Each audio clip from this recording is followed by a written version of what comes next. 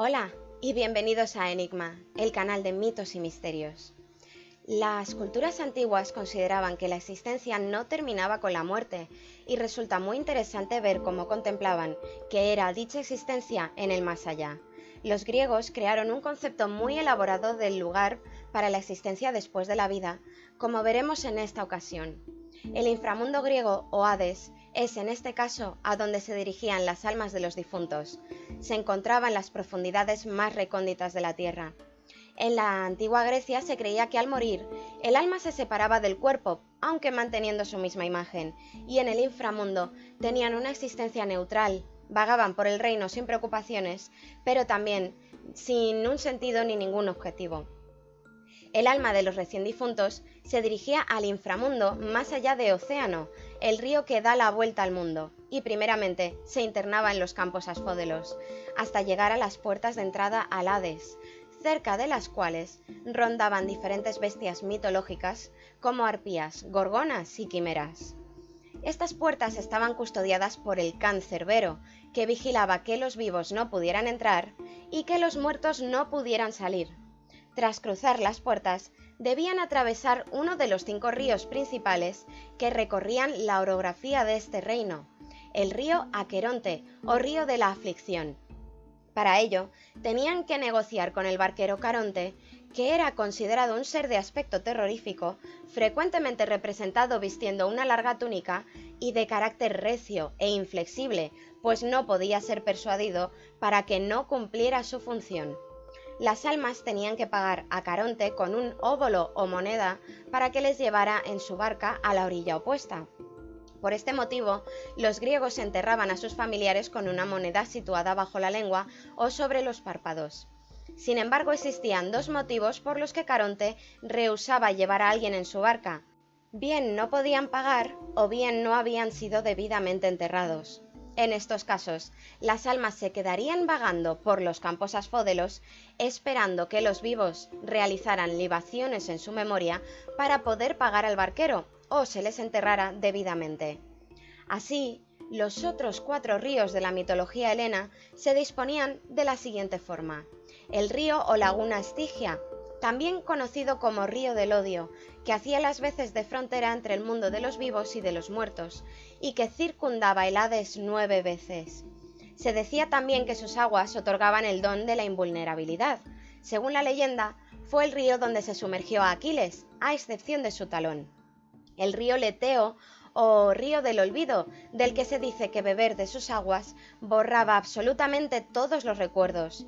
Los antiguos griegos creían en la reencarnación y muchos de ellos pensaban que antes de encarnar de nuevo, las almas en el Hades bebían de este río para olvidar su vida anterior. El río Flegetonte o río del fuego, que como su nombre indica, es un río que fluye en llamas y llega hasta las profundidades del mismo Tártaro. Por último, encontramos al río Cócito, o río de las lamentaciones, cuyo caudal se formaba de las lágrimas vertidas por aquellos que habían cometido malas acciones en vida y estaban sufriendo merecido castigo en el inframundo. Los difuntos que cruzaban las puertas de entrada eran entonces juzgados, y de este juicio se decidía su destino dentro del reino.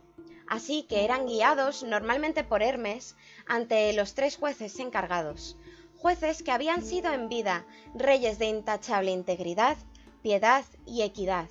Estos eran Minos, Éaco y Radamantis. Según las acciones que cada persona había llevado a cabo en vida, se decidía. Si la persona no había cometido maldades, pero tampoco bondades, volvían a los campos asfódelos, que actúan en este caso como una especie de limbo o de purgatorio. Era un lugar para las almas indiferentes, que tampoco habían obtenido ningún reconocimiento en vida.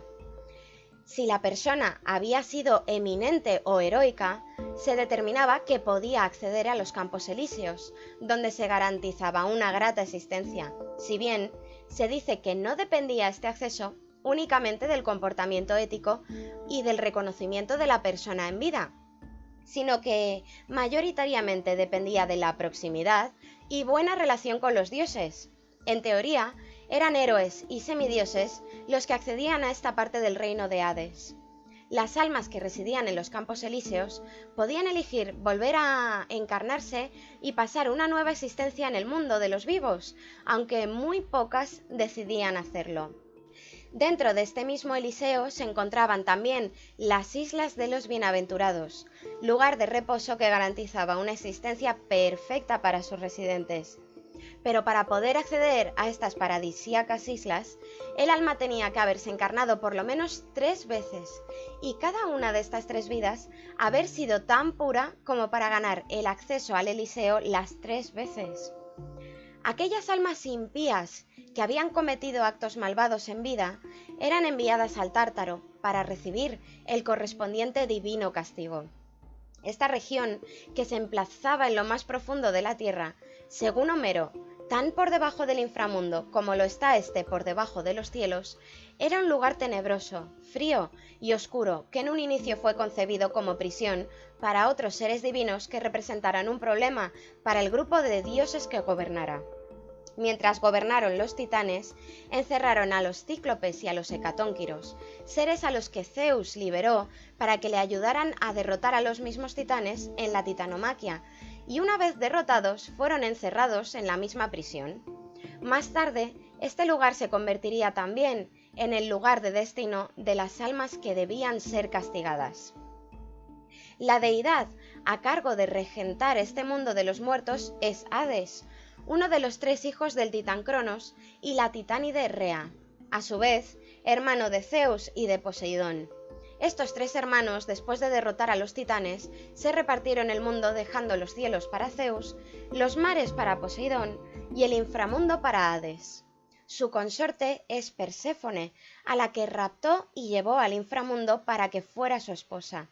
Deméter, su madre, estalló en furia e hizo que todo fruto de la tierra dejara de crecer hasta que le devolvieran a su hija.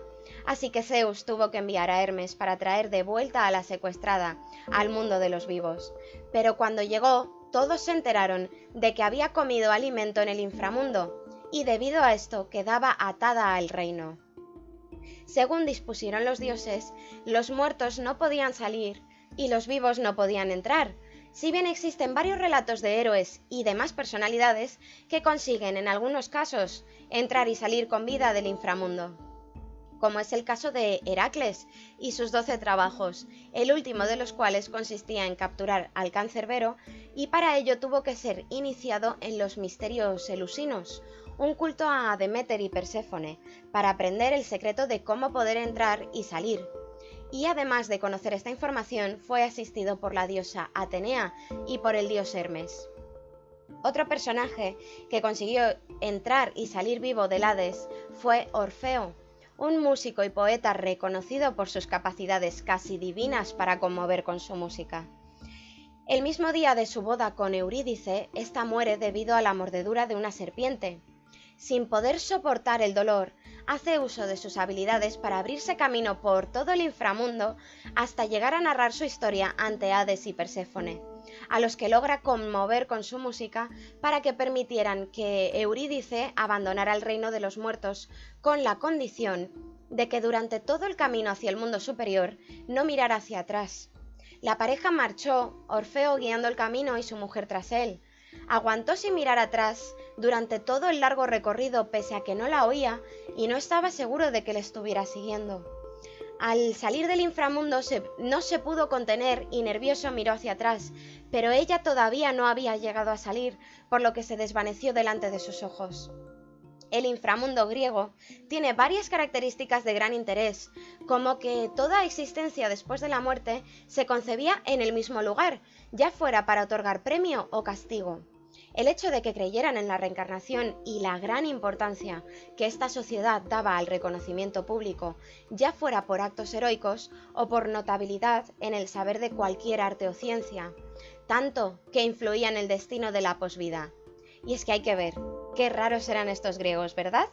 Pero cosas más raras se han visto. ¡Hasta pronto!